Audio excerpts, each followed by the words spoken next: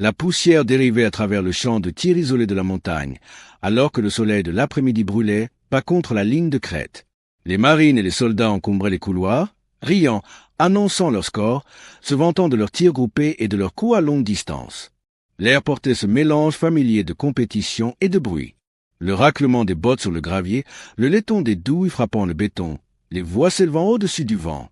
Le lieutenant Sarah Callahan se tenait seul à l'extrémité, frêle, silencieuse, presque engloutie par le bruit qui l'entourait. Dans ses mains reposait une arbalète noire mate et massive, qui semblait totalement déplacée parmi les rangées de fusils et de carabines. Quelques marines ralentirent en la remarquant. Puis vinrent les chuchotements. Un jouet, un accessoire de cosplay, une ferraille médiévale. Quelqu'un murmura que sa place était dans une foire de la Renaissance, pas sur un stand de tir moderne. Le sergent Lucas ne prit même pas la peine de chuchoter. Il eut un sourire narquois en passant devant elle, assez fort pour que toute la ligne l'entende. Contentez-vous des pistolets avant de vous blesser, lieutenant. Les têtes se tournèrent, les bottes pivotèrent. Un petit cercle se forma. Des visages amusés, des bras croisés, des gens prêts à regarder quelqu'un s'écraser et brûler. Sarah abaissa l'arbalète sur le banc avec une précision calme, son expression illisible alors que la moquerie s'épaississait dans l'air. Personne ici ne la respectait. Personne ici ne savait qui elle était vraiment. Avant de commencer, assurez-vous de vous abonner à Cohésion Interne pour ne jamais manquer ces histoires vraies de courage. Et dites-nous dans les commentaires d'où vous regardez cette vidéo aujourd'hui. Sarah Callahan ne ressemblait pas au genre de personne capable de faire taire une pièce. Début de la trentaine peut-être, avec une silhouette élancée et une taille modeste qui lui permettait de disparaître derrière des épaules plus larges.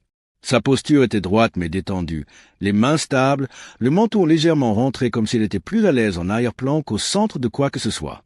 Son badge indiquait « Lieutenant S. Callahan », mais la plupart des gars sur le champ de tir ne s'étaient jamais intéressés qu'à son grade. Nouvel officier, calme, conseillère technique, peu importe ce que cela signifiait. Elle portait une casquette de terrain simple, les manches retroussées, pas d'écusson supplémentaire, pas d'équipement voyant, juste un treillis propre et des bottes qui semblaient rôder, mais ne faisaient pas encore partie de la boue locale. Elle avait été affectée à l'unité quelques semaines plus tôt en tant que conseillère technique pour les armes non conventionnelles. La ligne dans l'ordre de mission semblait impressionnante, mais personne sur le terrain ne savait vraiment ce que cela signifiait. Pour eux, on aurait dit que quelqu'un dans un bureau lointain avait décidé de garer un lieutenant supplémentaire ici et de coller une étiquette fantaisiste sur son dossier. Autour des casernes, les théories allaient bon train. Certains disaient qu'elle était une employée de bureau essayant d'obtenir du temps de terrain pour son dossier. D'autres devinaient qu'elle était une liaison d'essai pour un programme oublié qui n'avait jamais été entièrement financé. Quelques-uns décidèrent qu'elle devait être là parce qu'elle connaissait quelqu'un d'important, et cette seule pensée suffisait à lui valoir un ressentiment silencieux. Sarah ne s'opposa à rien de tout cela. Elle se présentait au rassemblement à l'heure, hochait la tête aux blagues, aidait à porter l'équipement quand elle n'y était pas obligée, et se portait volontaire pour les pires corvées de nettoyage sans faire de bruit. Plus les gens la provoquaient, plus elle semblait faire un pas en arrière et les laisser s'épuiser eux-mêmes. Ce que personne ne remarqua au début, c'était ses habitudes, la façon dont ses yeux se tournaient vers la lisière des arbres chaque fois que le vent changeait. La façon dont elle s'arrêtait en terrain découvert, sentant la brise sur sa joue comme si elle lisait quelque chose qui y était écrit. La façon dont elle regardait les horizons au lieu des visages, comme si elle écoutait un trouble qui n'avait pas encore été nommé. Sur le stand de tir, elle ne se contentait jamais de s'approcher et de commencer à tirer. Elle restait immobile pendant une longue inspiration, regardant le mirage danser au-dessus de la terre, regardant les drapeaux sur les marqueurs de voie, regardant la poussière se déplacer le long de la butte. Sa main se levait presque distraitement pour sentir l'angle du vent, un mouvement si pratiqué qu'il semblait à peine conscient. Sa respiration suivait des schémas lents et mesurés qui ne correspondaient pas à l'atmosphère décontractée autour d'elle. Longue inspiration, pause silencieuse, longue expiration, répétée. C'était le genre de respiration que l'on apprend quand quelqu'un vous a enseigné que votre rythme cardiaque est un outil, pas un passager. La plupart des troupes pensaient qu'elle prenait simplement son temps. Ils ne reconnaissaient pas ce qu'ils voyaient. Pour eux, ça semblait trop simple. Son équipement était réduit à l'essentiel, sans pochette supplémentaire qui pendait, sans ruban adhésif brillant, sans trophée. Son étui d'arbalète, quand elle le portait, n'avait ni autocollant ni slogan, juste un noir mat avec des bords usés par des années d'utilisation. Il n'y avait rien dans son apparence qui exigeait de l'attention. Petite, à la voix douce, calme au point d'être ennuyeuse. C'étaient les étiquettes qui prirent racine en premier. Dans une communauté où le bruit et l'assurance passaient souvent pour de la compétence, elle semblait échouer au premier test avant même qu'aucun d'eux ne la voie toucher une gâchette. Une personne, cependant, entendit quelque chose de différent dans son nom de famille la première fois qu'il fut lu sur une liste. L'infirmier David Riley, plus âgé que la plupart de quelques décennies, s'arrêta lorsqu'il entendit Callahan. Il ne réagit pas à voix haute. Il leva juste les yeux de son presse-papier, les yeux plissés comme si un souvenir venait de frôler son épaule. Il avait servi assez longtemps pour savoir qu'il ne fallait pas poser de questions devant tout le monde. À la place, il observa. Il regarda la façon dont elle se déplaçait dans un couloir bondé sans bousculer personne. Il regarda la façon dont elle vérifiait les sorties dans un nouveau bâtiment par habitude, pas par paranoïa. Il regarda la tension subtile qui s'insinuait dans sa mâchoire chaque fois que quelqu'un mentionnait Helmand ou la Syrie ou une embuscade dans la même phrase qu'un mauvais renseignement. Le Master Chief Owen Callahan avait autrefois été un nom chuchoté avec un mélange de respect et d'incrédulité dans certains coins de la guerre navale spéciale. Innovateur en armement, résolveur de problèmes. Le type qui croyait que l'arme la plus dangereuse dans n'importe quel combat était celle que l'ennemi ne savait pas écouter. Il était mort dans une vallée sale loin de chez lui, gagnant du temps pour que 11 Américains puissent s'en sortir quand tout avait mal tourné. Il avait aussi construit quelque chose que l'ennemi n'avait jamais vu venir. Une arbalète à carreaux explosifs silencieux qui pouvait se glisser à travers les grilles thermiques et acoustiques comme un fantôme. Pas de flash de bouche, pas de détonation évidente, pas de catégorie claire pour les capteurs.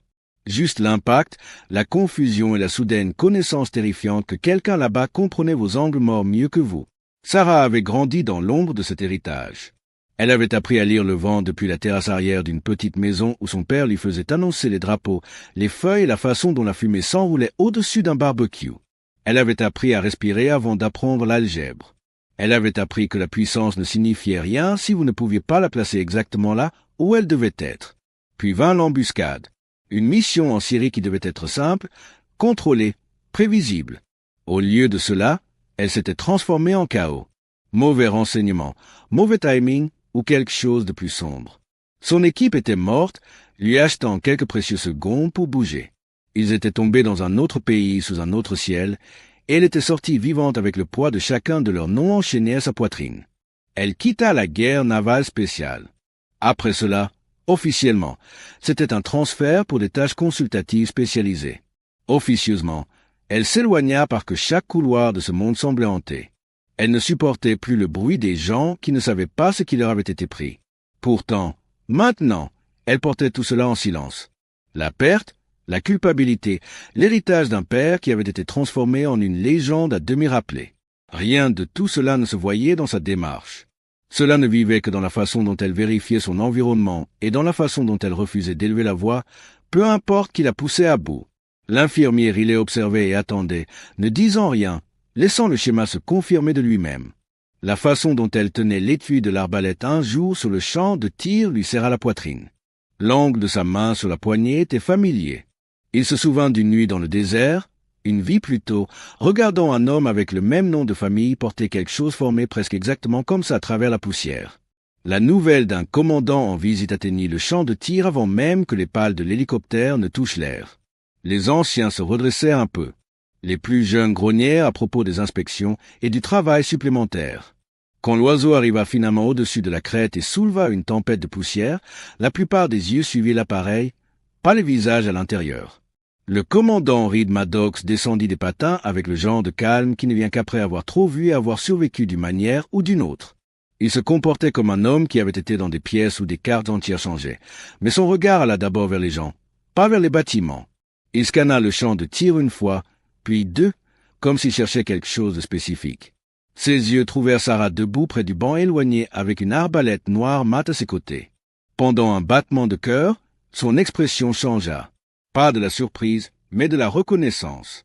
Puis il effaça, ne dit rien et marcha vers le bâtiment principal, laissant la poussière et les chuchotements derrière lui.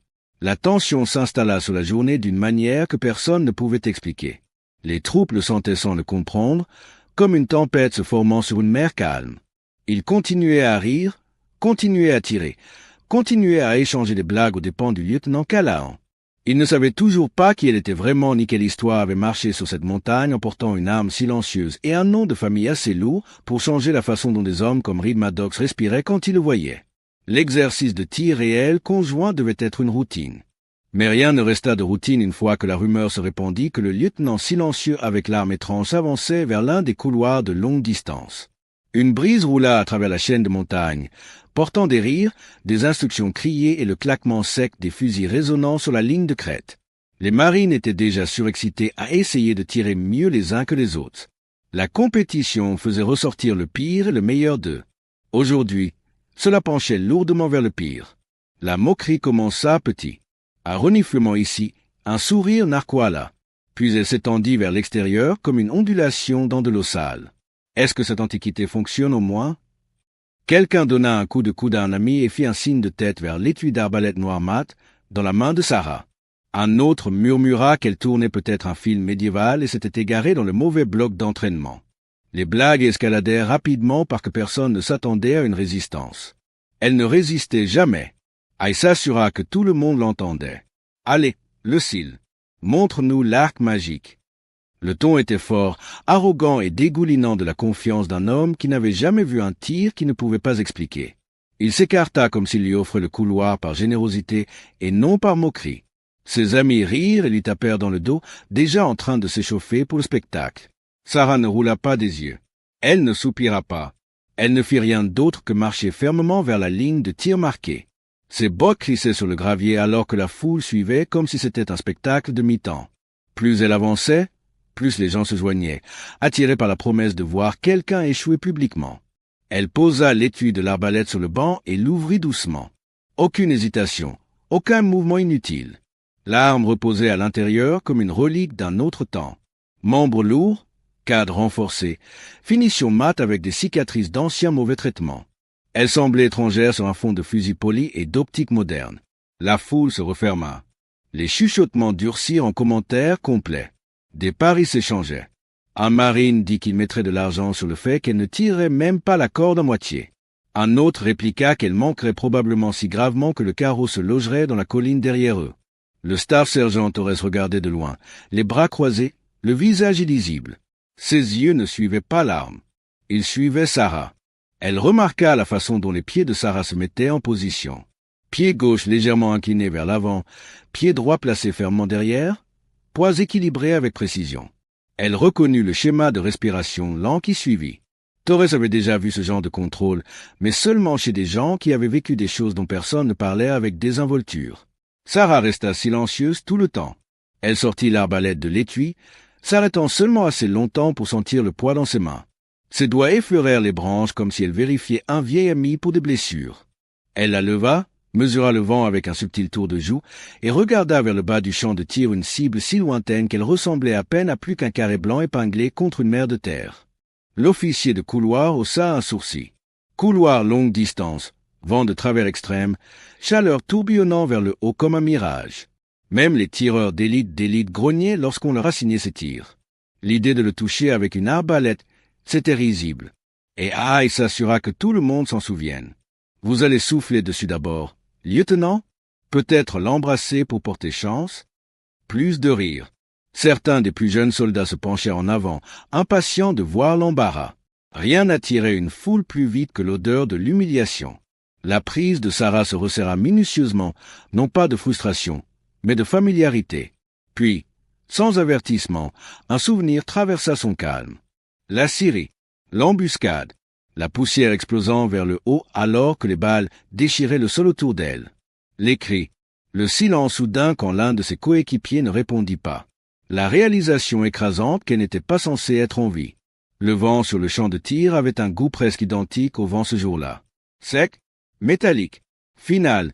Elle cligna des yeux une fois, chassant l'image avant qu'elle n'engloutisse le présent. Sa respiration se stabilisa à nouveau, profonde et lente. Un autre souvenir s'immisça. Son père assis à côté d'elle sur une falaise près de la maison, l'océan rugissant en bas. La voix d'Owen cala en basse et patiente. Fais confiance au vent, pas à ta peur. Le vent ne te mentira pas. Puis la dernière lettre qu'il avait écrite, celle qu'elle avait lue jusqu'à ce que les bords de l'encre deviennent flous. Si jamais le monde te tourne le dos, tiens-toi debout quand même. La promesse qu'elle n'avait jamais tenue pesait lourd dans sa poitrine. Elle avait juré qu'elle porterait son travail en avant. Au lieu de cela, elle avait passé des mois à se cacher, à fuir les ombres des gens qu'elle ne pouvait pas sauver. Elle s'approcha derrière elle avec un sourire narquois. Juste avant qu'elle n'aligne son tir, il tendit la main avec désinvolture et tapota la branche de l'arbalète avec 2 doigts. La petite secousse dévia l'angle de son épaule d'1 pouce. La foule éclata de rire. Sarah ne tressaillit pas. Elle reprit simplement sa position, ajusta l'arme et continua comme si de rien n'était. Le calme sur son visage ne se brisa pas. Au contraire, il s'approfondit. Une immobilité si absolue qu'elle fit inspirer brusquement Torres. Qu'auriez-vous fait à ce moment-là? Auriez-vous gardé le silence ou riposté? Les mains de Sarah ne tremblaient pas. Pas de colère. Pas d'embarras. Pas déstabilisé par quelqu'un qui n'avait aucune idée de ce qu'il venait de toucher. Parce que Lucas Hay ne savait pas qui avait construit cette arbalète. Il ne savait pas qui elle avait été avant de quitter la guerre navale spéciale. Il ne connaissait pas les guerres auxquelles elle avait survécu, ni les pertes qu'elle portait, ni la promesse qu'elle essayait d'honorer. Il ne connaissait pas la vérité qui se tenait juste devant lui. Mais il était sur le point de l'apprendre. Sarah leva l'arbalète à nouveau, mais cette fois ses mouvements changèrent en quelque chose de presque révérencieux. Elle ajusta les branches avec des touches lentes et précises, vérifiant la tension avec le même soin que quelqu'un pourrait utiliser pour manipuler un drapeau plié ou un morceau d'histoire personnelle. Chaque mouvement était délibéré, doux, pratiqué. Ce n'était pas une arme dans ses mains. C'était quelque chose de sacré. La foule ne le comprenait pas, mais Torres si. Alors que Sarah inclinait son poignet pour serrer une petite vis de retenue, sa manche glissa juste assez pour révéler un tatouage fané près de la base de sa main. Le souffle de Torres se bloqua avant qu'elle ne puisse l'arrêter. Un trident, fin, minimaliste, traversé par une seule corde d'arc. Pas décoratif, pas aléatoire. Cette marque n'existait qu'à un seul endroit qu'elle avait jamais vu. Un vieux dossier classifié sur un programme expérimental de la marine lié à un homme nommé Callahan. Son cœur battit une fois. Fort. Jusqu'à présent, elle avait pensé que Sarah était simplement calme. Bizarre, peut-être même mal placée. Mais ce tatouage n'était pas un hasard. Ce tatouage n'appartenait pas à quelqu'un avec un CV de bureau ou un état de service superficiel. Il appartenait à quelqu'un qui avait marché à travers un genre de feu très spécifique. Torres ne dit pas un mot. Elle regarda juste de plus près. À quelques mètres de là, l'infirmière Riley bougea aussi. Ses yeux n'étaient pas sur le tatouage. Ils étaient sur la façon dont Sarah tenait l'arbalète maintenant qu'elle avait repris sa position. Il la reconnut instantanément. Les pouces légèrement plus haut sur la poignée, les doigts inclinés vers le bas, pas en travers, les épaules abaissées juste assez pour s'aligner avec l'arc invisible de la trajectoire projetée d'un carreau. C'était la prise exacte qu'Owen Callahan utilisait la dernière fois que Riley l'avait vu vivant.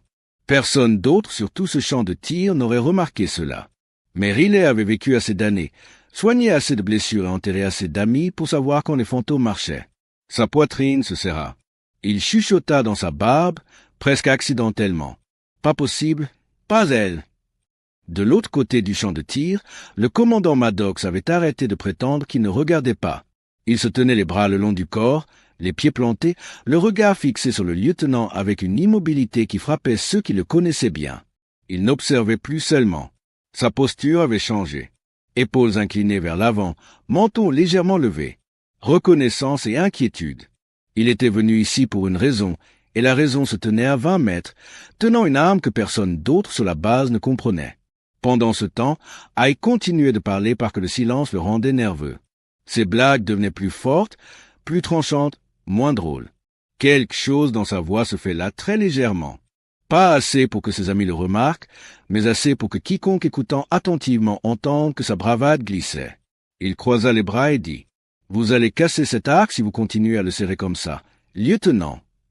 Mais il ne s'approcha pas plus cette fois. Sarah ne répondit pas. Au lieu de cela, elle inclina l'arbalète vers le haut, laissa le vent passer sur sa joue et chuchota quelque chose presque trop doux pour être entendu.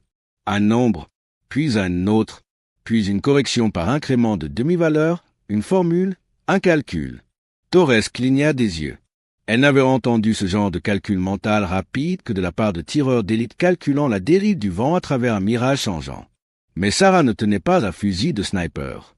Elle tenait quelque chose qui n'était pas censé nécessiter de calcul balistique du tout. Sauf que ce n'était pas une arbalète normale. Et Sarah Callahan n'était pas une tireuse normale. Les rires autour d'eux commencèrent à diminuer. Au début, on aurait dit que les gens perdaient simplement intérêt.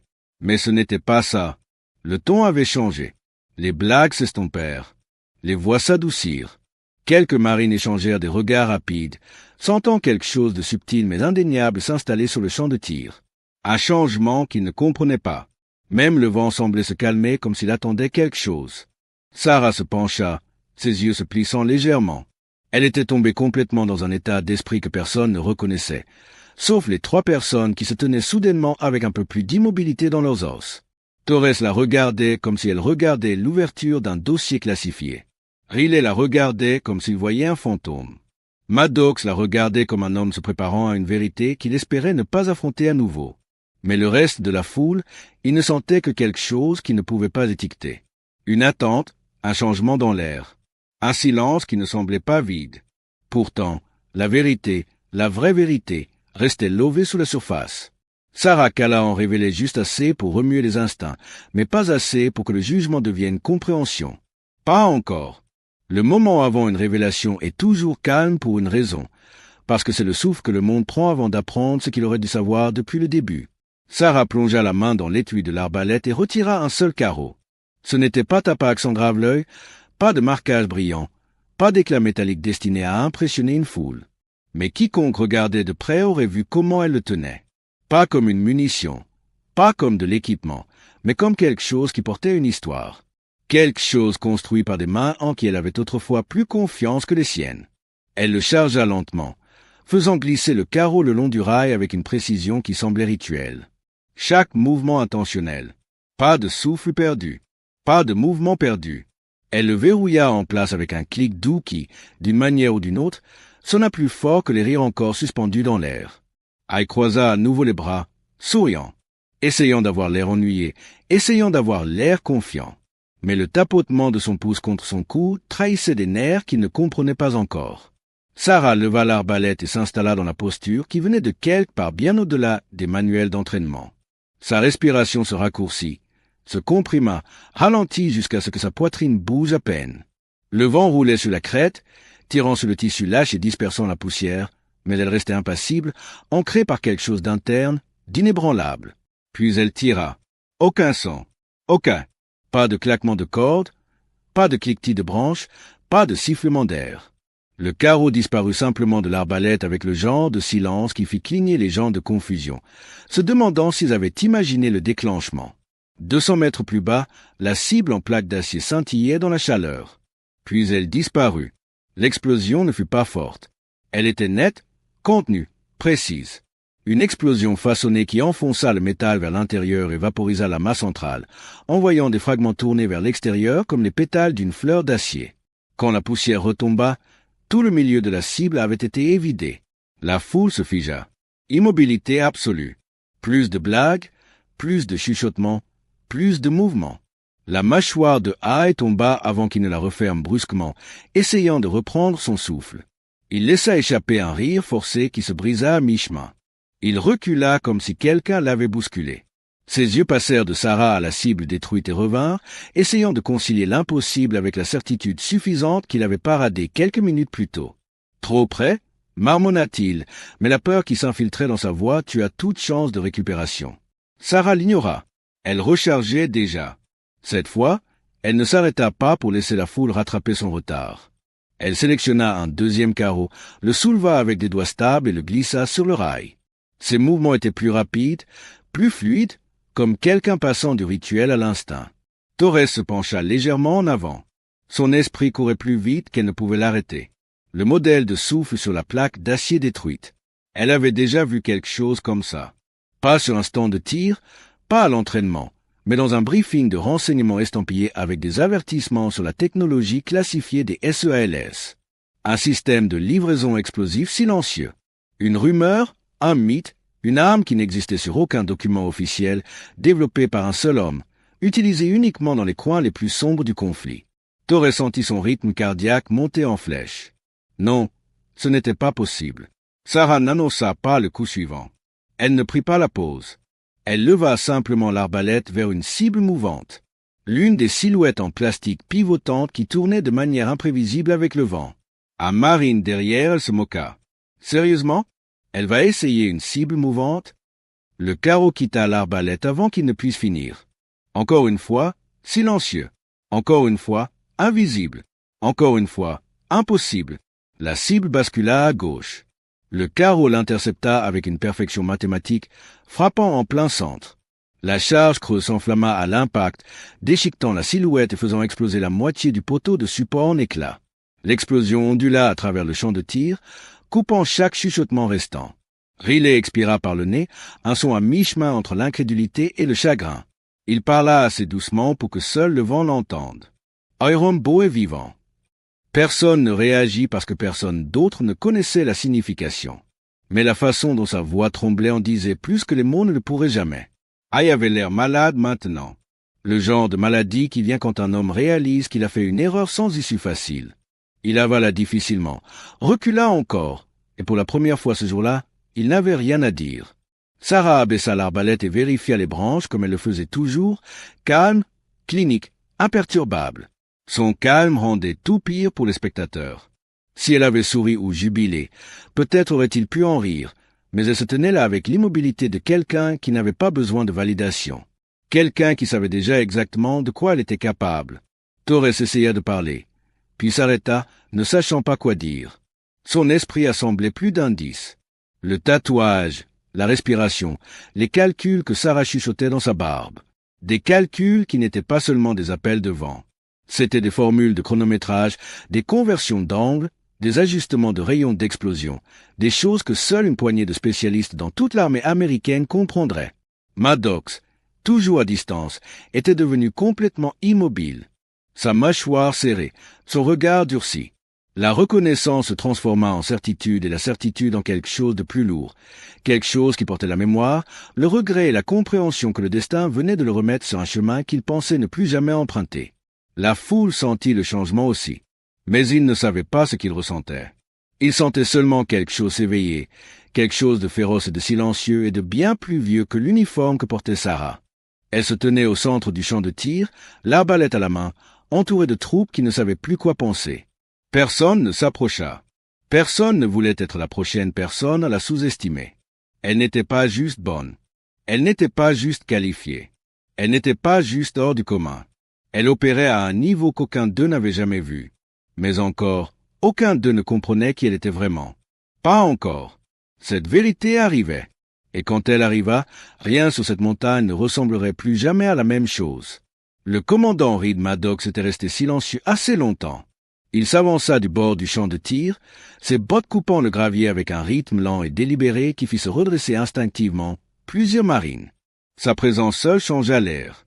Pas bruyant, pas dramatique, juste la gravité tranquille d'un homme qui avait marché dans trop de missions impossibles et qui, d'une manière ou d'une autre, en était ressorti. Les conversations moururent au milieu des phrases. Même le vent sembla se calmer. Maddox ne s'arrêta que lorsqu'il fut à quelques mètres de Sarah, son ombre s'étendant sur le banc où reposait l'arbalète. De près, son expression n'était ni en colère ni impressionnée. C'était quelque chose de plus profond. La reconnaissance mélangée au poids de la mémoire. Il parla doucement, mais chaque mot portait. « Lieutenant Callahan, avez-vous reconstruit l'arme de votre père ?» La réaction fut instantanée. Le silence claqua à travers le champ de tir comme un fil-piège tiré. Les têtes se tournèrent, les yeux s'écarquillèrent. Le nom resta suspendu dans l'air, lourd et électrique. Callahan. Cela déferla sur la foule comme une vague. Confusion d'abord, puis réalisation naissante alors que les pièces du puzzle s'emboîtaient. Torres se raidit. Riley ferma les yeux un instant comme s'il se préparait à l'impact. Même l'officier de couloir se figea au milieu d'un pas. Hay cligna des yeux. Une fois, deux fois. Callahan. Comme dans... Avant qu'il ne puisse finir sa pensée, Maddox redressa sa posture. Et puis, à la surprise de chaque soldat et marine en vue, il leva la main dans un salut net et délibéré. Pas décontracté, pas poli, mais plein de respect. Sa voix tomba à quelque chose de presque révérencieux. Vous êtes la fille d'Owen, celle qui a fait le tir à 200 mètres à Helmand quand vous aviez 15 ans. On eut l'impression que tout le champ de tir inspira en même temps. Les visages devinrent pâles. Quelques marines échangèrent des regards horrifiés, réalisant qu'ils s'étaient moqués de quelqu'un dont ils auraient dû connaître la réputation par cœur. Quelques sous-officiers plus âgés marmonnèrent des malédictions dans leur barbe, pas contre elle, mais contre eux-mêmes. parce qu'il se souvenait des histoires. Owen Callahan, Ironbow, la légende des cils qui brisaient les grilles de capteurs avec une arme silencieuse que personne ne pouvait comprendre. L'homme qui était mort en sauvant 11 Américains. L'homme dont l'arbalète classifiée avait été chuchoté dans les salles de briefing et les cercles de renseignement pendant des années. Et maintenant, sa fille se tenait devant eux, tenant l'arme qui n'était plus censée exister. Sarah ne bougea pas, elle ne sourit pas, elle n'hocha pas la tête. Elle rendit simplement le regard de Maddox avec des yeux calmes et stables. Les mêmes yeux qui avaient autrefois regardé son père disparaître dans la poussière et le chaos. Elle fit un pas tremblant en arrière. Sa confiance s'écoula de lui si vite qu'elle le laissa presque à bout de souffle. Il essaya d'avaler, mais sa gorge travailla inutilement. Toutes les blagues, l'arrogance, le manque de respect décontracté, ils détonnèrent dans son esprit, l'un après l'autre, comme des charges retardées. Il comprit enfin exactement qui l'avait touché, exactement ce qu'il avait moqué, exactement à quel point il avait marché près d'une ligne qu'il n'aurait jamais dû franchir. Le respect ne grandit pas lentement. Il percuta la foule tout d'un coup. Plus de rires, plus de chuchotements, plus de paris. Les mains tombèrent des bras croisés. Les bottes bougèrent mal à l'aise. Les yeux se baissèrent. Un sentiment de crainte et de honte remplit l'air avec un calme qu'aucun d'eux ne pouvait briser. La vérité était sortie maintenant. Sarah Callahan n'était pas un lieutenant silencieux avec une arme étrange. Elle n'était pas une conseillère mal affectée. Elle n'était pas quelqu'un que l'on jugeait par sa taille ou son silence. Elle était la fille d'Owen Callahan, le fantôme qui portait son héritage. La fille de Hellman qui avait fait un tir qu'aucun tireur d'élite adulte ne pouvait reproduire. Et chaque personne sur ce champ de tir sentit le changement alors que la moquerie s'évaporait en quelque chose de plus profond, quelque chose de mérité.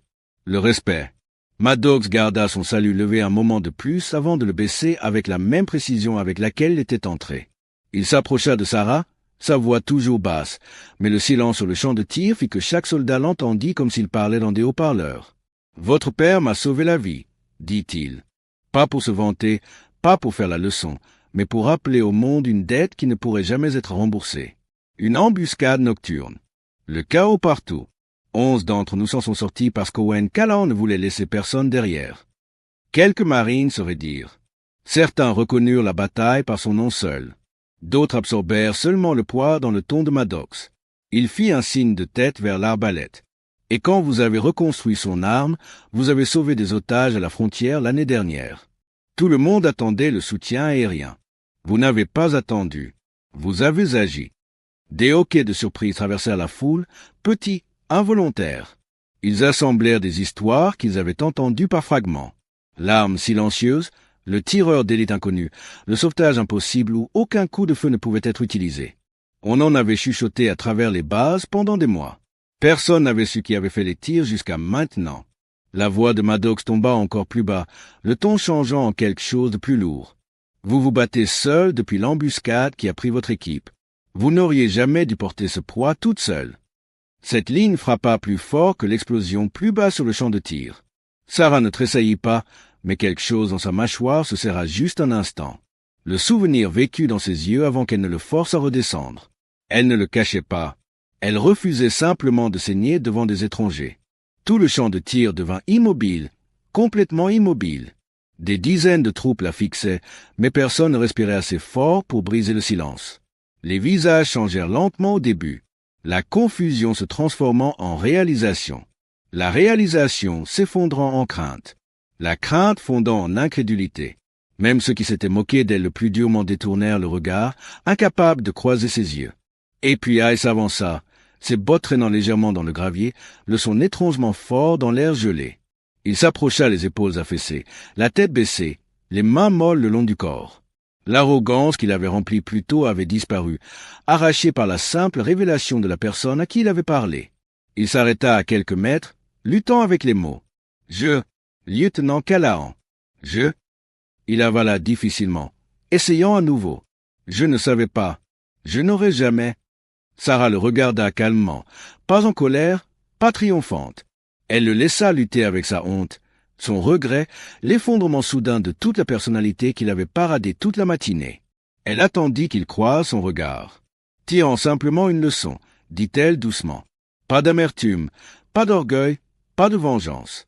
Juste une leçon. » Son humilité atterrit plus fort que n'importe quelle leçon que Maddox aurait pu donner. Elle enleva tout doute restant à la foule. Ce n'était pas quelqu'un qui avait besoin de reconnaissance. Ce n'était pas quelqu'un qui cherchait des éloges. Elle n'était pas là pour gagner le respect. Elle était là parce que le devoir ne la laissait pas tranquille. Cette réalisation s'installa sur les marines et les soldats d'une manière qui semblait presque sacrée. Ils se tenaient plus droit. Ils la regardaient différemment. Pas avec peur, pas avec culpabilité, mais avec un respect profond et indéniable. Un respect né de la vérité, pas de la performance. Maddox prit une longue inspiration comme s'il se préparait. Puis il s'approcha de Sarah, baissant la voix jusqu'à ce que seuls ceux qui se tenaient le plus près puissent entendre. « Nous avons besoin de vous, » dit-il. « Statut actif. Opération complète. Il est temps. » Sarah leva les yeux vers lui. Il n'y avait pas d'excitation là, pas d'étincelle de fierté soudaine. Seulement l'acceptation calme et lasse de quelqu'un qui savait que ce moment viendrait finalement. Elle ne précipita pas sa réponse. Elle ne chercha pas de soutien autour d'elle. Elle se tint simplement comme un soldat qui avait porté son chagrin seul assez longtemps. Torres se déplaça à sa gauche sans hésitation. Riley se mit à sa droite, sa posture ferme et respectueuse. Aucun ne dit un mot, mais leur présence était une promesse tacite. Ils se tenaient avec elle maintenant, et ils se tiendraient avec elle à nouveau. Maddox hocha la tête une fois, comme s'il pouvait lire son silence mieux que quiconque. « Bon retour parmi nous, Sarah !» Et là, sur une chaîne de montagnes qui avait commencé la journée par des rires à ses dépens, un changement silencieux se produisit. Un changement dans l'air que personne ne pouvait expliquer pleinement. Les guerriers qui s'étaient moqués d'elle se tenaient maintenant humbles.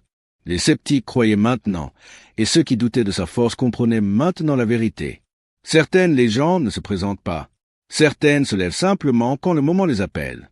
Sarah ne s'attarda pas dans le cercle de visages stupéfaits. Elle souleva simplement l'arbalète, la fixa dans l'étui avec le même soin doux qu'elle avait montré depuis le début, et s'éloigna de la ligne de tir. Pas de triomphe dans sa démarche, pas de satisfaction dans ses yeux, juste un mouvement calme et régulier sur le gravier comme si rien d'inhabituel ne s'était produit du tout.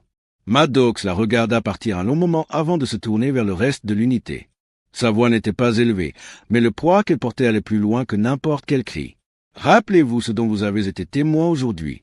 Rappelez-vous qui s'est tenu parmi vous. Et rappelez-vous à quoi ressemble le respect avant de décider qui le mérite. » Les troupes hochèrent la tête, certains avec raideur, certains lentement, traitant la matinée par fragments. Quelques-uns baissèrent les yeux vers leurs fusils, reconsidérant peut-être le genre de confiance qu'ils pensaient compter comme une force. D'autres jetèrent un coup d'œil vers la silhouette s'effaçant de Sarah avec quelque chose comme de la révérence, ne sachant pas comment se tenir plus grand dans le moment, mais essayant quand même. Riley resta enraciné sur place. Il la regarda marcher vers l'extrémité du champ de tir, l'étui de l'arbalète se balançant légèrement à ses côtés, la vue gravée en lui avec une clarté douce amère. Owen Callahan avait autrefois marché avec la même détermination calme, la même démarche régulière, le même refus de se tenir sous les projecteurs, même quand il le méritait plus que quiconque. Il expira, le souvenir pesant lourd. « Iron Bow est parti », murmura-t-il dans sa barbe, mais pas assez parti pour nous quitter. Sa fille porte chaque morceau de lui dont elle a besoin. Et elle le fait sans se vanter, sans bruit, sans demander au monde de remarquer. Cette simple vérité s'installa profondément dans sa poitrine. Le vieil homme aurait été fier, plus que fier, et pour la première fois depuis des années, Riley sentit quelque chose comme la paix s'installer sur le souvenir d'un ami mort en guerrier. Sarah atteignit le bord éloigné du champ de tir, s'arrêta une fois pour vérifier le vent, une habitude aussi vieille que son enfance, puis continua de marcher jusqu'à ce qu'elle disparaisse derrière la petite montée menant vers le parc automobile. La force n'est pas toujours bruyante. Certains guerriers n'ont pas besoin d'élever la voix pour changer une pièce. Certaines légendes ne se tiennent pas sous les projecteurs. Elles se tiennent à vos côtés, inaperçues, jusqu'à ce que la vérité se révèle. Et certains des plus grands héros que vous rencontrerez jamais sont ceux qui marchent tranquillement, portant des histoires assez lourdes pour briser des hommes moindres. Sarah Callahan était l'une d'entre elles. L'honneur n'est pas du bruit. C'est le silence qui suit la vérité. Certains héros ne demandent jamais à être vus. Ils vivent leur vie dans les espaces calmes entre les missions, portant des souvenirs que le monde n'entendra jamais et des responsabilités que la plupart des gens ne comprendront jamais. Sarah Callahan a rappelé à tout le monde sur ce champ de tir que le vrai courage ne vient pas du bruit ou de l'attention. Il vient de la discipline, de l'humilité et de la force de continuer à avancer même quand personne ne regarde. Il y a des guerriers parmi nous qui portent le poids de bataille que nous ne connaîtrons jamais, qui marchent avec des pas sur une résolution silencieuse, qui choisissent l'honneur non pour la reconnaissance, mais parce que c'est la seule façon qu'ils connaissent de vivre. Si vous avez aimé cette histoire, n'oubliez pas de vous abonner à Cohésion Interne pour découvrir d'autres récits incroyables de nos vétérans et soldats. Ces histoires gardent le courage vivant pour les générations à venir.